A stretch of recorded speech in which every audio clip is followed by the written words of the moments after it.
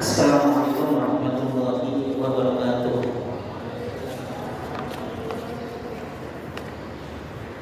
Alhamdulillahi rabbil alamin. Asyhadu an la ilaha illallah al-malikul haqqul mubin wa asyhadu anna Muhammadar Rasulullah shadiqul wa'dil amin.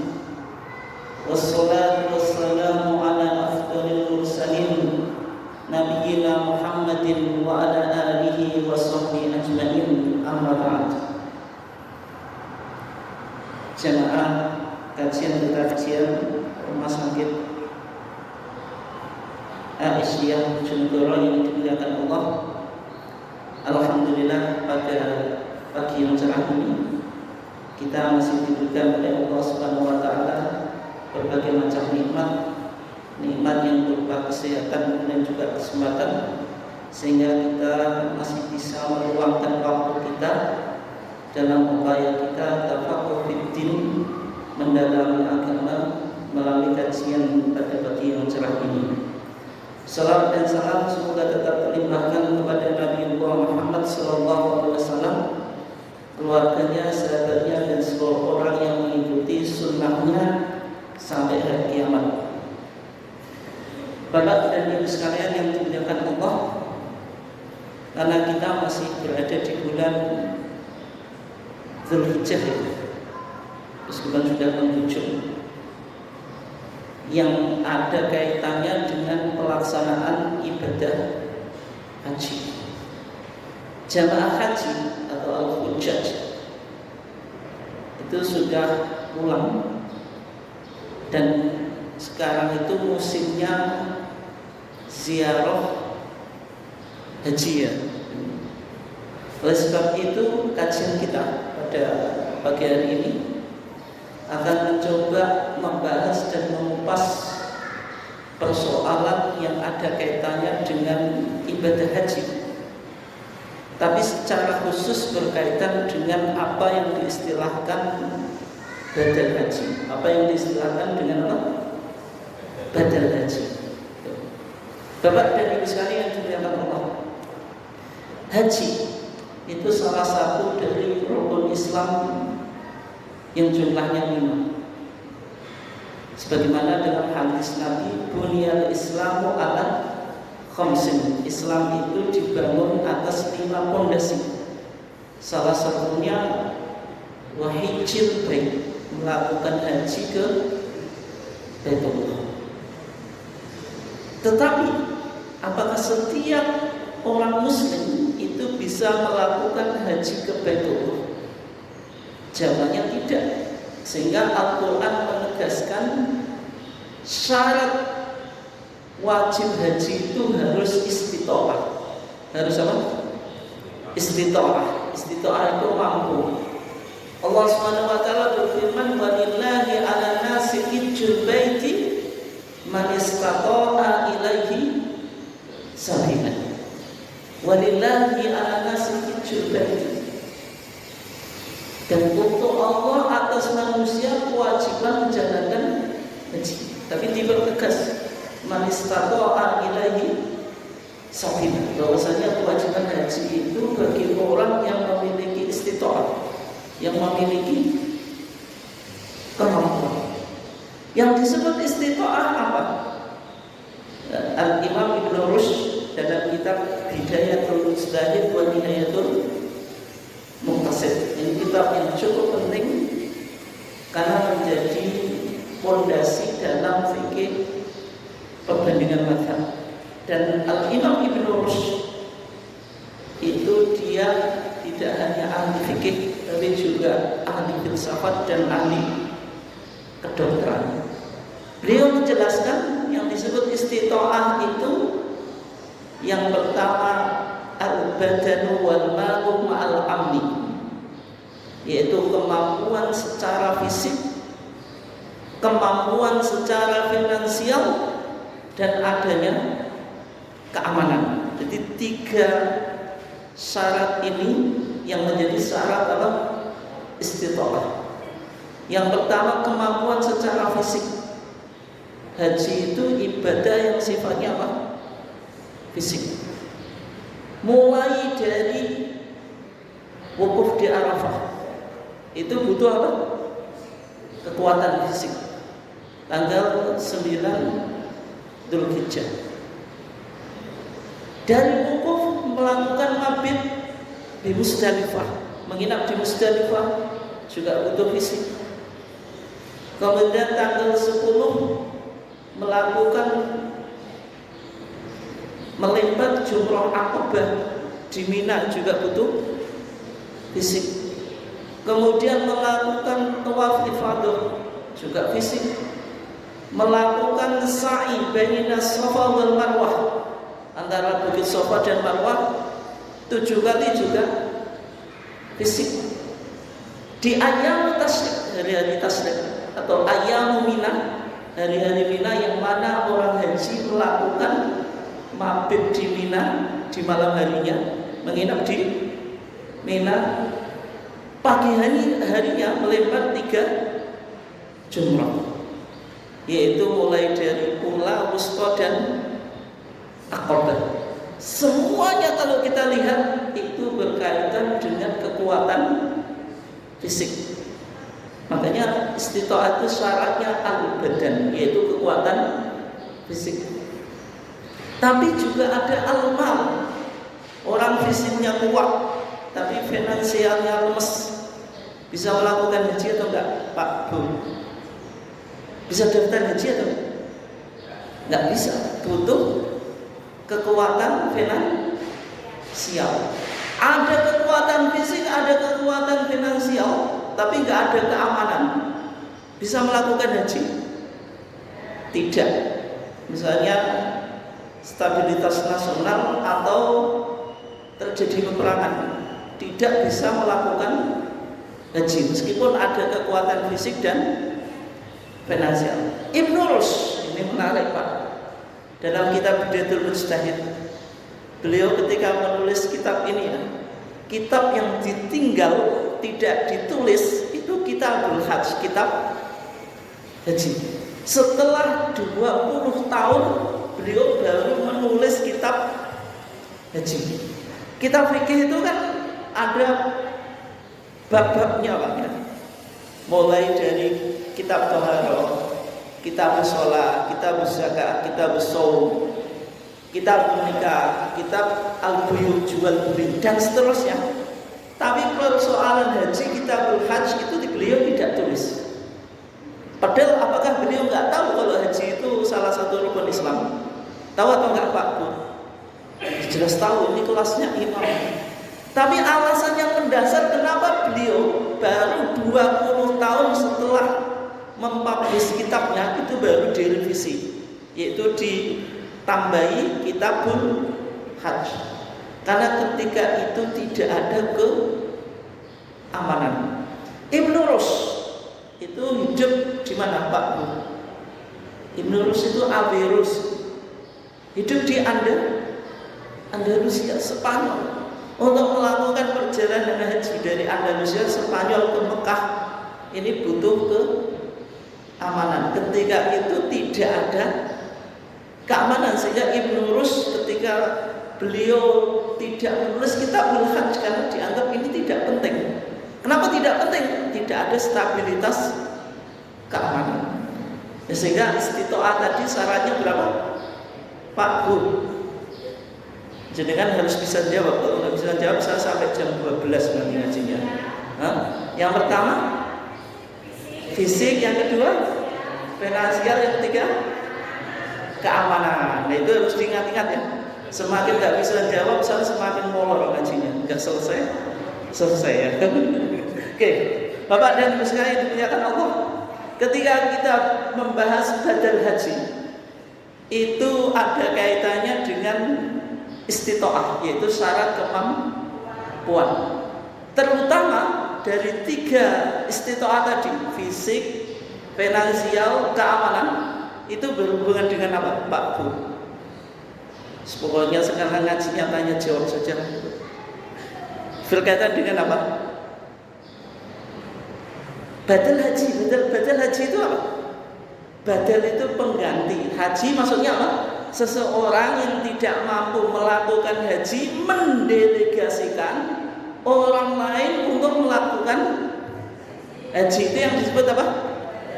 Badal haji. Berarti yang punya syarat tadi, punya kemampuan fisik, finansial,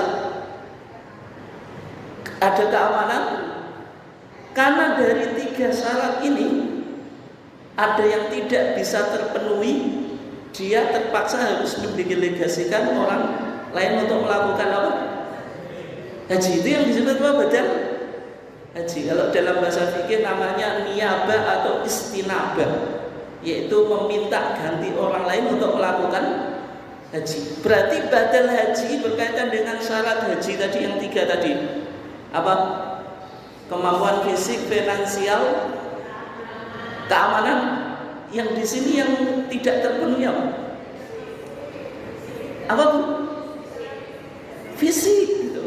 Berarti kalau badal haji kita bicara tentang kemampuan fisik. Ada permasalahan tentang harta? Tidak. Artinya dia secara finansial kuat, tetapi yang menjadi masalah fisiknya tidak kuat. Yang pertama, dia sudah tua misalnya. Sudah apa? Tua. Atau menderita penyakit yang cukup kronis sehingga dia tidak bisa melakukan haji. Yang kedua, badal haji itu ada hubungannya dengan fisik juga. Dia fisiknya sudah nggak ada. Kalau fisiknya sudah nggak ada, berarti kemana Pak Bu? Yang meninggal. Orang yang meninggal itu boleh dibadali haji atau tidak? Jelas ya? Itu yang disebut badal haji. Bapak dan Ibu sekalian yang dimuliakan Allah, yang pertama, ketika kita membahas badal haji, haji itu ibadah mahdhah atau ghairu mahdhah? Mahdhah atau ghairu mahdhah Pak? Mahdhah. Kalau ibadah mahdhah berarti sudah ada ketentuannya. Yang kedua, haji itu ibadah badaniyah atau ibadah ghairu badaniyah? Ibadah fisik atau enggak? Fisik. Kalau ibadah fisik berarti secara umum bisa digantikan orang lain atau enggak? Kaidah umumnya. Bisa atau enggak? Selain haji, ibadah fisik apa? Sholat. Sholat bisa digantikan orang lain Pak Bu. Nah, misalnya jenengan yang punya anak le atau nduk, bapak atau ibu kesel, awakmu ganteni sholatnya bapak tuh ibu, boleh atau enggak? Enggak boleh, karena ini ibadah apa? Ibadah fisik. Sehingga kaidah asalnya innal ibadat la yanubu fiha ahadun an ahadin. Ibadah itu tidak boleh digantikan orang lain. Berarti kalau ibadah badaniyah ada mabda yang disebut mabda syakhsiyah. Ini penting Pak. Mabda syakhsiyah itu apa? Prinsip personalia. Prinsip personalia itu apa? Harus dilakukan sendiri, tidak boleh digantikan orang lain. Gitu. Ini kaidah asal. Tetapi kaidah asal ini bisa dikecualikan ketika ada nas, ada dalil yang sahih dari Quran dan Sunnah yang menjelaskan tentang kebolehannya. Dalam konteks haji, Bapak dan Ibu sekalian dimuliakan Allah, ada beberapa hadis yang menjelaskan bahwasanya haji itu boleh dibadali. Yang pertama hadis Ibnu Abbas. Hadis siapa? Ibnu Abbas. Annam ra'atan min Khaf'am. Sesungguhnya seorang wanita dari Khaf'am berkata, ya Rasulullah, wahai Rasulullah, inna abi syaikhun kabirun. Sesungguhnya bapak saya sudah tua. Alai faridatullahi fil haji. Dia punya kewajiban untuk melakukan haji. Maksudnya apa? Secara finansial sudah mampu. Tapi masalahnya secara fisik sudah apa? Sudah tua. La yastati'u ayastawiya ala dhuhri ba'iri. Dia nggak bisa menunggangi unta. Nggak bisa menunggangi apa? Unta. Dulu Nabi itu kalau haji pakai unta Pak. Pakai apa? Unta. Ketika Nabi wukuf, Nabi itu berdoa di atas unta. Untanya Nabi disebut apa Pak Bu? Yang bisa jawab langsung bisa meninggalkan tempat ngisi absen. Untanya Nabi julukannya apa? Hah? Siapa apa Pak Bu? Disebut apa? Untanya Nabi. Kan suka dikasih nama tuh, jadinya suka kucing itu dikasih apa? Nama. Untanya Nabi namanya apa? Nah, karena nggak ada yang jawab berarti ya harus apa? Selesai bersamaan gitu. Nggak boleh meninggalkan tempat duluan sampai apa? Selesai.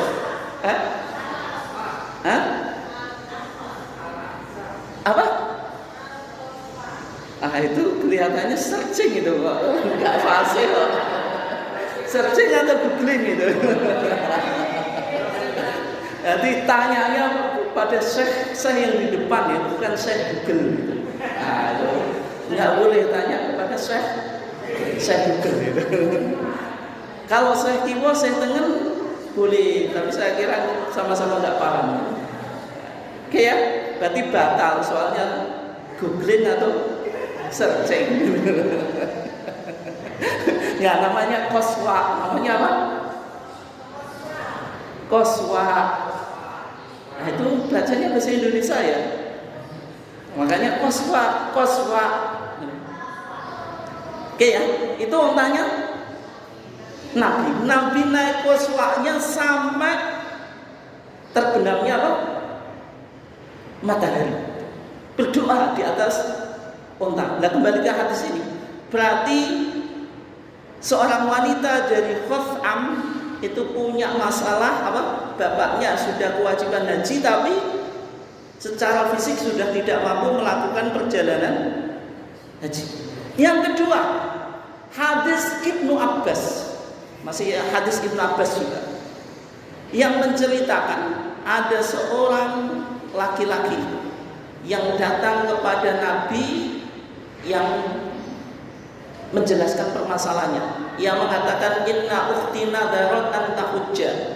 Sesungguhnya saudara perempuanku bernadar untuk haji. Wa innaha matat, ya Rasulullah, dia sudah meninggal. Apakah saya boleh menghajikan untuknya? Udah Rasulullah membuat tamthil, Pak. Tamthil itu perumpamaan. Laukana alaiha dainun akun taqadiyah. Kalau saudara perempuanmu tadi punya hutang, apakah engkau akan melunasinya? Dilunasi atau enggak? Orang meninggal punya hutang, dilunasi atau enggak? Dilunasi. Kalau orang meninggal nadar untuk haji, nadarnya dipenuhi atau enggak? Hutang itu hak kita kepada siapa, Pak? Tanggungan kita kepada siapa? Kepada orang manusia. Tapi kalau nadar kepada Allah, lebih berhak untuk dipenuhi atau enggak? Iya, makanya Nabi mengatakan faqdillah wallahu ahaqqu bil qadha. Lunasi hutangmu, sesungguhnya Allah itu berhak untuk dilunasi hutangnya. Kalau nadar kan berarti hutang kepada Allah. Kemudian Bapak dan Ibu sekalian dimuliakan Allah, dari dua hadis ini bisa kita simpulkan orang yang tidak memiliki kemampuan fisik atau dia bernadar untuk haji tidak sampai terlaksana, maka boleh dibadali hajinya. Jelas ya? Nah, sekarang Bapak dan Ibu saya yang dimuliakan Allah, syarat badal haji itu secara khusus bagaimana? Yang pertama, orang yang melakukan badal haji itu syaratnya dia harus haji dulu. Artinya harus mendahulukan kewajiban dia dulu daripada orang lain. Yang kedua, orang yang melakukan badal haji itu ada hubungan kerabat atau famili, misalnya anak atau saudara. Tapi kalau saudara dipilih yang paling tua. Paling apa? Paling tua.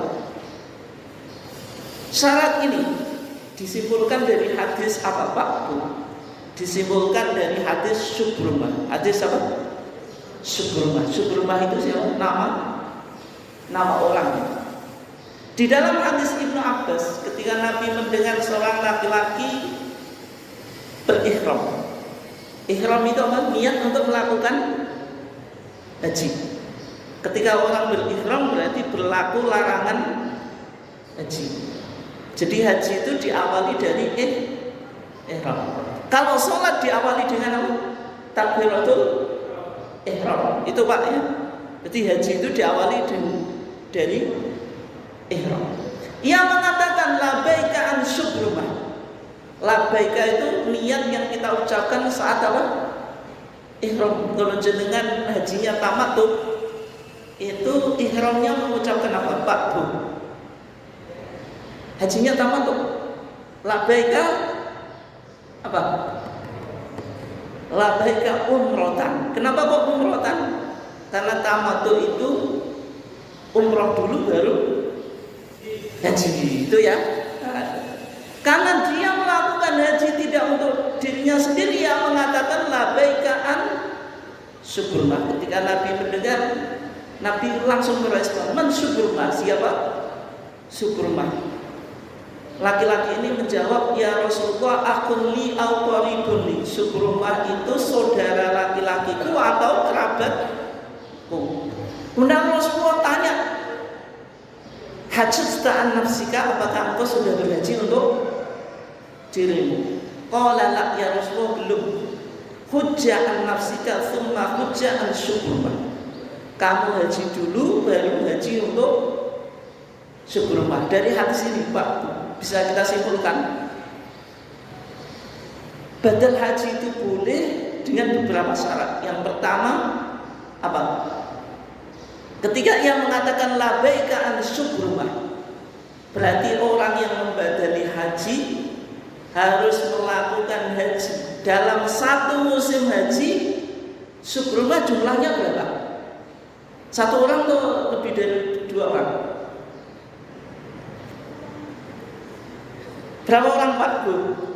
Syukrumah itu ya satu orang. Berarti satu orang membadali satu orang dalam satu musim. Ini penting Pak, musim haji. Pentingnya apa? Dalam konteks sekarang, haji itu bisa menjadi bisnis. Betul atau enggak? Menjadinya semangat sekali ya, mau nyanyi travel. Maksudnya bagaimana? Haji itu dibisniskan. Travel itu bisa membuka badal haji. Demikian juga badal umrah. Badal haji atau badal umrah. Muncul sertifikat badal haji atau sertifikat badal umrah. Berapa juta Pak Bu? Hah? Jawab 7 juta ya. Ada yang 5 juta juga Bu? Kalau travel melakukan badal haji, itu satu orang membadali satu orang atau lebih dari satu orang Pak Bu dalam satu musim? Hah? Maksudnya yang haji itu satu orang untuk satu orang atau satu orang untuk siapa yang daftar? Hah? Untuk siapa yang daftar, yang melakukan haji di sana satu orang. Satu orang ini niat hajinya labbaika misalnya an Ahmad. Karena nama hajinya kan labbaika an syukrumah. Labbaika an siapa? Mukidi misalnya. Labbaika an Mahmud. Labbaika an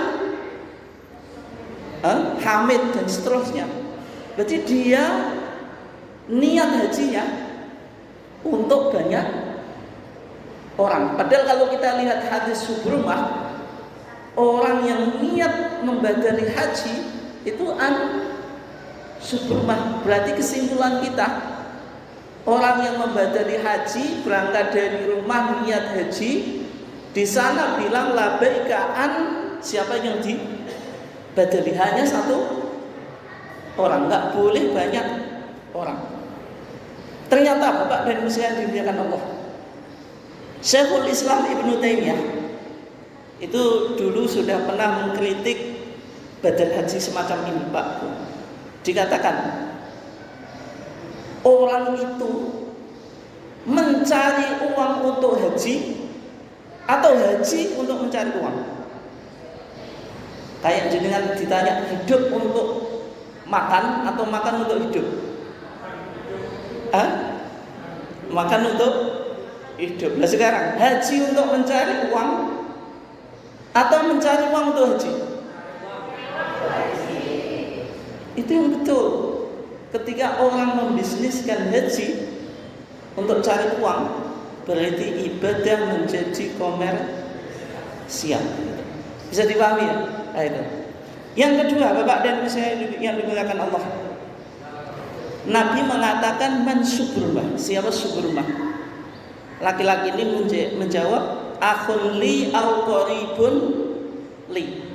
Dia saudara laki-lakiku atau kerabat. Sehingga orang yang membadali haji itu dianjurkan apa? Punya hubungan kerabat, sebagaimana zahir hadis ini. Tapi kalau bisnis travel tadi, kira-kira yang daftar badal haji itu punya hubungan kerabat atau enggak? Tidak kan? Nah itu. Padahal hadis ini mengatakan apa? Akhun li au qaribun li. Bisa dipahami ya? Terus berikutnya, Rasulullah bertanya, hajjasta an nafsika, apakah engkau sudah haji atau belum? Dia menjawab, belum ya Rasulullah. Rasulullah menjawab apa? Hujja'an nafsika thumma hujja'an subrumah. Kamu haji dulu baru haji untuk subrumah. Berarti kita simpulkan apa Pak? Orang yang melakukan badal haji harus haji dulu. Kenapa? Wong dia belum melakukan kewajiban untuk dirinya sendiri kok melakukan haji untuk orang lain. Oke. Terus berikutnya, kalau tidak ada wasiat, ini untuk orang meninggal, apakah boleh dibadali haji Pak?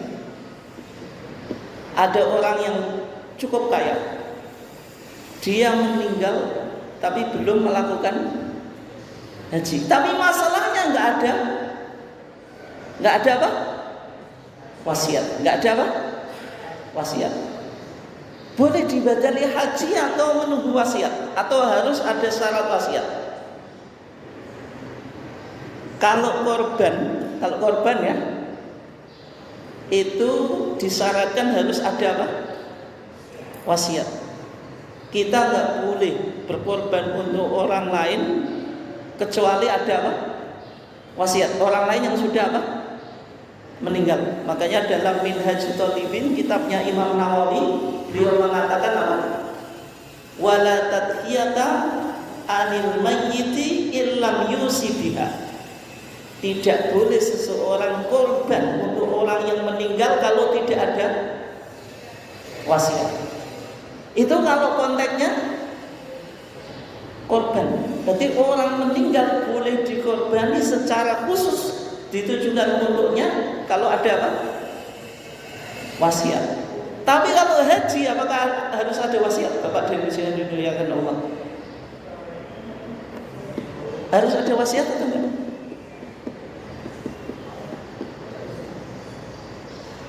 Harus atau enggak?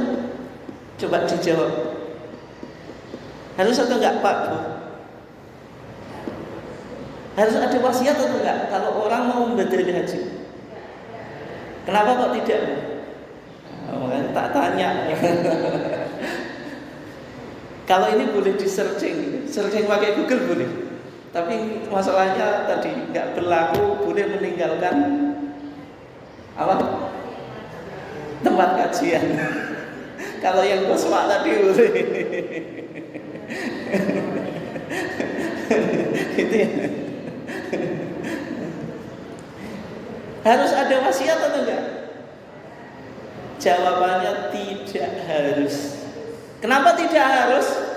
Karena dalam hadis Ibnu Abbas ketika seseorang laki-laki bertanya kepada Rasulullah, ya Rasulullah, sesungguhnya saudara perempuanku telah meninggal, dia bernazar untuk haji. Di situ Nabi menggunakan perumpamaan apa? Kalau dia punya hutang, apakah engkau akan membayar? Melunasi hutang orang yang meninggal, apakah harus nunggu wasiat? Tidak. Sehingga haji tidak diharuskan, boleh dibadani kalau ada wasiat. Tapi permasalahannya, kalau ada wasiat berarti harta warisannya apa? Dibagi. Harta warisan sebelum dibagi kan digunakan untuk penyelenggaraan jenazah. Kemudian apa? Hutangnya. Kemudian kalau ada wasiat berarti wasiatnya baru dibagikan. Baru apa? Dibagikan. Tapi kalau lebih sepertiga, wasiat itu kan nggak boleh sepertiga. Haji itu mahal. Ya kalau dia kaya, kalau kaya betul nggak, mungkin nggak ada sepertiganya. Tapi kalau lebih dari sepertiga bagaimana? Boleh digunakan, tapi harus ada kesepakatan ahli waris. Karena wasiat itu nggak boleh lebih dari sepertiga. Terus kalau misalnya nggak ada wasiat, tapi ada salah satu dari ahli warisnya ingin menghajikan, gimana ini? Itu boleh, tapi harus menjadi kesepakatan semua ahli waris, karena tidak ada wasiat. Tapi kalau dia yang bayar sendiri, nggak ngambil dari warisan, boleh atau enggak? Ya boleh kalau tidak mengambil dari warisan. Bisa dipahami ya? Nah, Bapak dan Ibu saya dimuliakan Allah, kesimpulan kita, kajian kita. Ini masih lama tuh.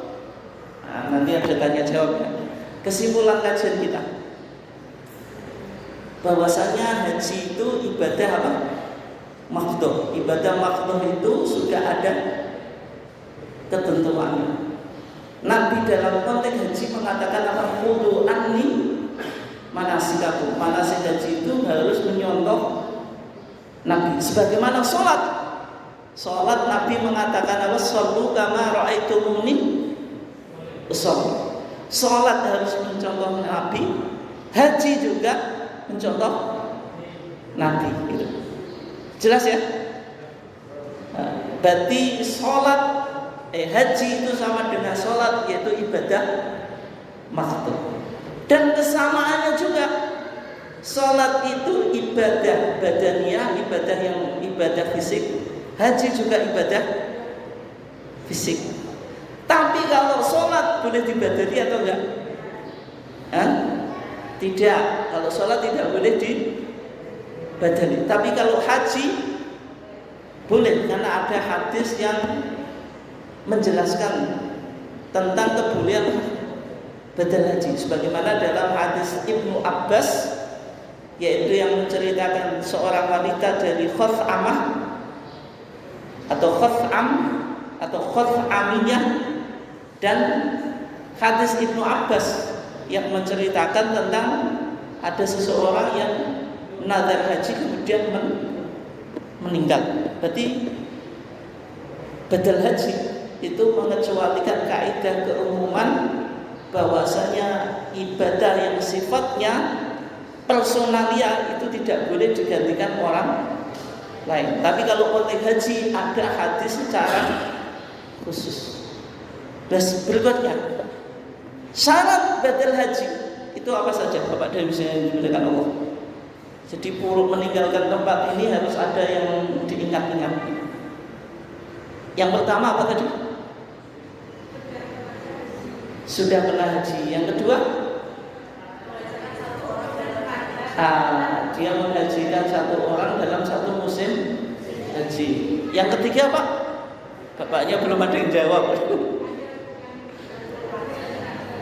Kok lebih respon ibu-ibunya ya? Ada hubungan keluarga, yaitu apa? Saudara atau anak. Yang tertua. Terus apa lagi Pak Bu? Apa lagi?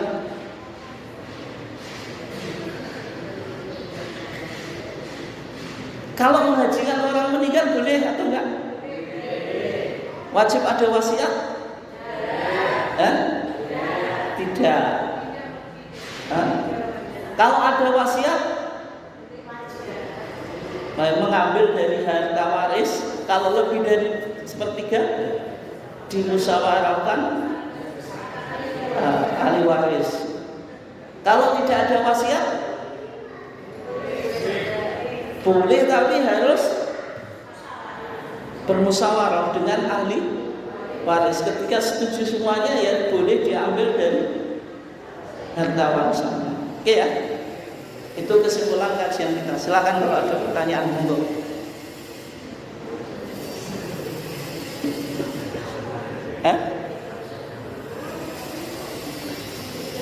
Absennya katanya nunggu pertanyaan.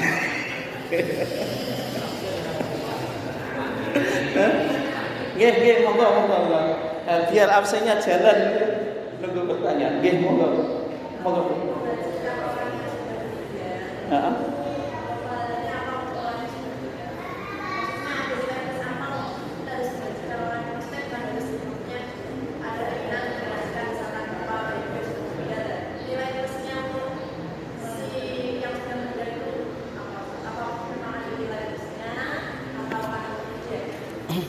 Ya. Yang pertama Bu ya, kalau dia punya nadar itu kan janji kepada Allah. Nadar itu digambarkan Nabi kayak hutang sesama manusia harus dibayar. Harus apa? Dibayar. Kalau konteksnya nadar, hutangnya dengan Allah. Kalau sesama manusia saja wajib dibayar, apalagi hutang kepada Allah. Makanya Nabi mengatakan fadainullahi ahaqqu ayyudah. Hutang kepada Allah itu lebih berhak untuk dilunasi daripada hutang sesama manusia. Dan dalam hadis yang lain Nabi mengatakan man nadzara ayyuti Allah falyuti'hu. Nazar itu ada dua, nazar kemaksiatan dan nazar ketaatan. Kalau nazar ketaatan wajib dipenuhi. Kalau nazar kemaksiatan tidak boleh dipenuhi, tapi dia harus mengganti dengan kafaratul yamin, yaitu apa? Denda sumpah, puasa 3 hari, memerdekakan budak dan seterusnya ya. Memberikan pakaian atau makanan kepada orang miskin, itu kafaratul yamin. Tapi kalau ketaatan wajib dibayar. Berarti kalau dia punya nazar, kepentingannya kembali ke mana? Ya, ahlul bait atau keluarga itu kan ingin berbuat baik kepada orang yang meninggal. Apalagi misalnya orang tua. Orang tua meninggal punya harta yang cukup banyak, Pak. Masalahnya dia belum haji, apalagi punya nazar. Masa kita sebagai orang tua anak kok nggak ingin berbaik kepada orang tua? Itu kalau hartanya banyak, Pak. Tapi kalau misalnya hartanya nggak banyak, terus nggak ada apa wasiat, kemudian pakai travel 5 juta, 7 juta. itu kan sebaiknya tidak. Sebaiknya apa? Tidak. Jadi kan mau berbuat baik ya sudah. Uang itu digunakan untuk wakaf itu jauh lebih baik.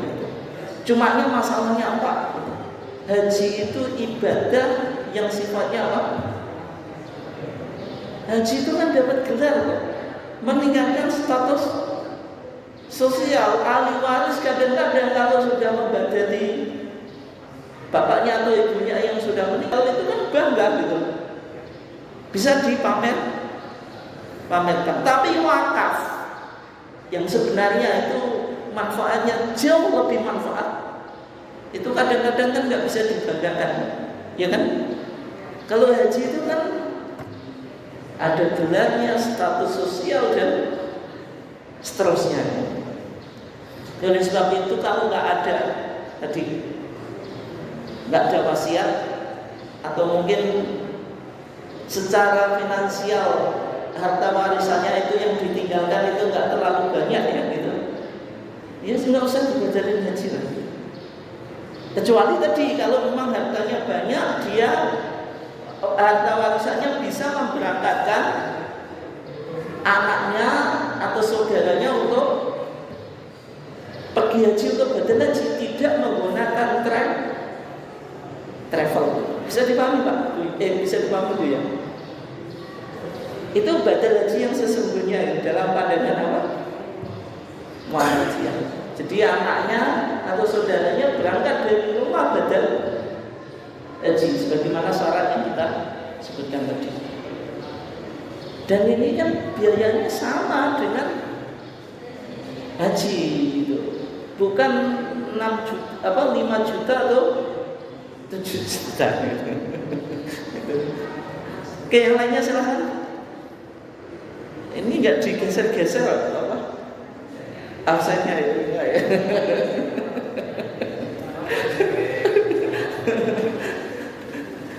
Yang lainnya silahkan. Oke, cek monggo.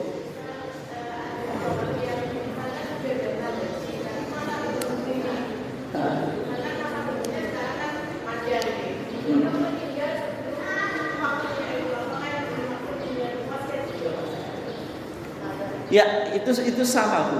Itu sama. Dia misalnya sudah daftar, nunggu panggilan kok belum datang, meninggal, maka tadi keluarganya boleh meneruskan. Keluarganya boleh apa? Meneruskan, tapi harus memenuhi syarat yang kita sebutkan tadi. Gitu.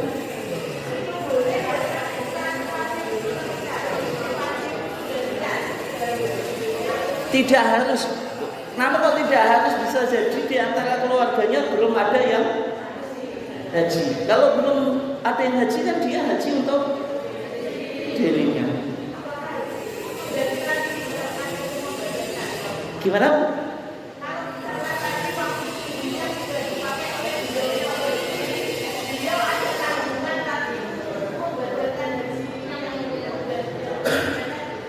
Maksudnya dihutang gitu. Kalau dihutang misalnya dia sanggup melunasi ya tidak apa-apa. Tapi kan dilihat kemampuannya dulu gitu loh. Dilihat apa? Kemampuannya dulu. Kalau memang bisa berarti haji dulu. Kan itu bisa dipindah tuh. Haji dulu dia untuk dirinya, nanti berikutnya baru badal haji itu. Kalau dia secara ekonomi mampu, finansial mampu, ya itu bisa dilakukan seperti itu. Berarti dia meneruskan, nanti dilunasi dengan badal haji. Yang lainnya? Absennya nggak bakal pindah ini kalau nggak ada yang banyak.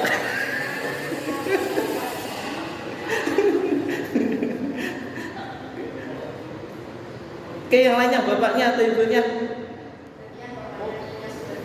Ibunya sudah, bukan ilmu nggak boleh puas Bu.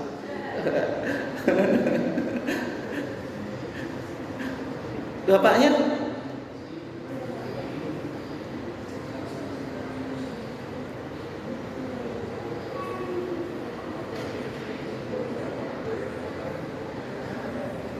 Oke, ada atau enggak ini? Kita cukupkan atau saya teruskan?